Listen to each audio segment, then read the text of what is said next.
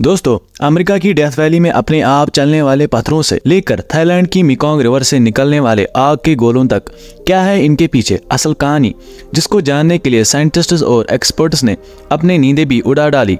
आइए दोस्तों, जानते हैं आज के इस एपिसोड में। दोस्तों, इस दुनिया में हर वक्त कहीं ना कहीं ऐसी चीजें हो रही होती है जिनको देखकर इंसानी दिमाग या तो दंग रह जाता है या तो उसे कबूल करने से इनकार कर जाता है। और दिमाग की यही रिएक्शन हमें बार बार सोचने पर मजबूर करता है कि अगर ये हुआ तो क्या होगा। आज हम आपको दोस्तों दिखाएंगे हमारे पृथ्वी के कुछ ऐसे फिनोमेनास जिनको साइंटिस्ट्स या तो एक्सप्लेन कर चुके हैं या तो वो अभी तक साइंस की पहुंच से बहुत ही दूर है। Number 1, frozen bubble lake. Canada में मौजूद पहाड़ों के दरमियान ये है अब्राहम लेक। ये लेक 28 किलोमीटर तक फैली हुई है और सर्दियों के मौसम में ये लेक पूरी तरह से फ्रीज हो जाती है। लेकिन फ्रीज होते ही इसमें कई राउंड शेप के बबल्स पैदा हो जाते हैं। ये बबल्स ब्लू आइस के बीच में से इजीली देखे जा सकते हैं। देखने में तो ये नेचुरल फिनोमेनन बहुत ही खूबसूरत लगता है, लेकिन अगर इसके करीब किसी ने थोड़ी सी भी आग लगा दी तो ये पूरी लेक जोरदार धमाके से फट भी सकती है। लेकिन कैसे? आखिर इस लेक में ये बबल्स आते कहां से है दोस्तों, और इनकी वजह से ये लेक इतनी डेंजरस क्यों है? रिसर्चर्स का मानना है कि ये बबल मीथेन गैस के हैं। ये डेंजरस गैस लेक के अंदर मौजूद गले सड़े पौधों में से निकलती है और सर्दियों में जब लेक का पानी फ्रीज हो जाता है तो साथ ही ये बबल्स भी फ्रीज हो जाते हैं। अगर जरा से भी चिंगारी दिखाई गई तो पूरी लेक में इन बबल्स की वजह से आग लग सकती है। Number 2, selling stones in California. America की डेथ वैली में एक अजीबोगरीब फिनोमेना को नोटिस किया गया।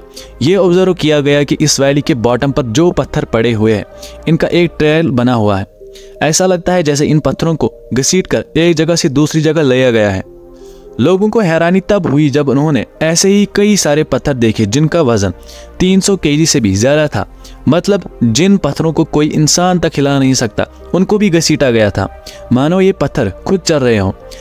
अब इतने भारी पत्थर खुद कैसे हिले? अगर इनको किसी ने घसीटा भी है तो फिर पैरों के निशान कहाँ हैं?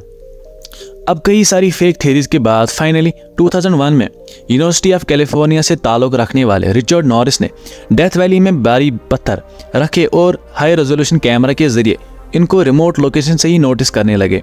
कई सालों तक कोई चेंज ही नहीं दिखी, लेकिन 2013 में अचानक उन्होंने नोटिस किया कि इन पत्थरों की लोकेशन चेंज हो चुकी है और ये पत्थर भी अपने पीछे एक रास्ता बना दिए हैं। रिचर्ड नॉरिस ने बताया इस मिस्टीरियस फिनोमेना की वजह बारिश है और ख़ास तौर पर वो बारिश जो सर्दियों में पड़ती है। उनका कहना था जब सर्दियों के मौसम में यही बारिश पड़ती है तो इस जगह पर पानी खड़ा हो जाता है और रात को सर्दी की वजह से पानी के ऊपर बर्फ़ की एक लेयर बनती है जो पानी के ऊपर ही तैरती रहती है। इसी दौरान तेज़ हवाओं की वजह से तैरती हुई बर्फ़ मूव करती है और यही बर्फ़ इन्हें एक जगह से दूसरी जगह पर पहुंचाती है। और जैसे ही यहाँ का पानी इवापोरेट हो जाता है तो हमें कुछ ऐसा नतीजा मिलता है। नंबर 3, हिडन बीच। मेक्सिको के समंदर से 7 किलोमीटर की दूरी पर समंदर के बीचों बीच एक छोटा आइलैंड मौजूद है जो मेरेटा आइलैंड्स के नाम से जाना जाता है।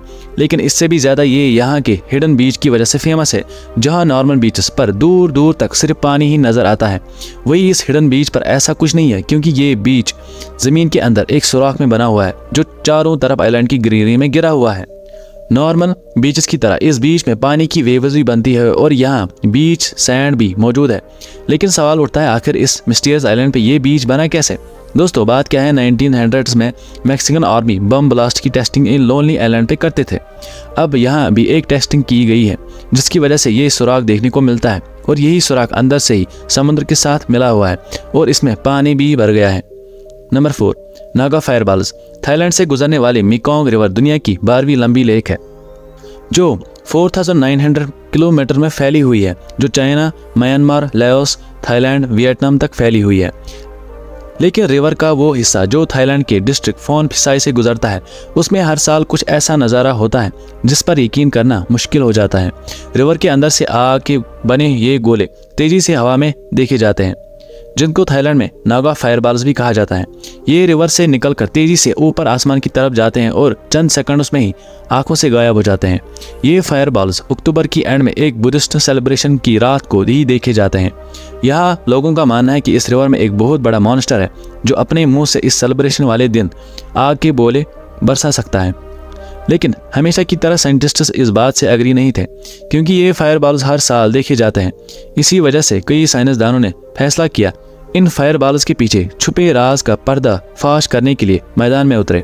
किसी साइंटिस्ट ने बोला ये रिवर से निकलने वाली फॉस्फीन गैस का नतीजा है, और कई प्लाज्मा फिजिक्स बीच में ले आए। लेकिन आखिर में सब एक ही बात पर आकर चुप हो जाते हैं कि अगर ये गैस है भी तो साल में सिर्फ उसी दिन क्यों निकलती है जिस दिन बुद्धिस्ट फेस्टिवल होता है। कई साल गुजरने के बाद साइंसदान इस राज को खोलने से नाकामयाब हो गए। लेकिन फिर 2002 में थाईलैंड के एक प्राइवेट टेलीविजन ITV ने एक ऑपरेशन किया। इस ऑपरेशन में हिस्सा लेने वाली टीम ने छुपके से एक बोट हायर की और इस रिवर की दूसरी साइड पर जाके खड़े हो गए। उन्होंने क्या देखा कि रिवर की दूसरी साइड पर से कुछ लोग फ्लेयर गन से फायर कर रहे थे, क्योंकि रिवर की एक साइड पर थाईलैंड है जहां पर फेस्टिवल का शोर होता है, और रिवर की दूसरी साइड पर और एक देश है। इसी वजह से टीवी चैनल की डॉक्यूमेंट्री ने अंदाजा लगाया कि शोर शराबे की वजह से गन शॉट्स की आवाज़ यहाँ आना पॉसिबल नहीं है। लेकिन इस डॉक्यूमेंट्री को भी काफ़ी लोगों ने मानने से इनकार कर दिया, और रिवर के बीच से निकलने वाले फायरबॉल्स की मिस्ट्री अभी तक प्रॉपर तरीके से सॉल्व नहीं की गई। दोस्तों, उम्मीद है ये वीडियो आपने एंजॉय की होगी। ऐसे ही वीडियोस के लिए चैनल को सब्सक्राइब जरूर करें। मिलते हैं अगले वीडियो में।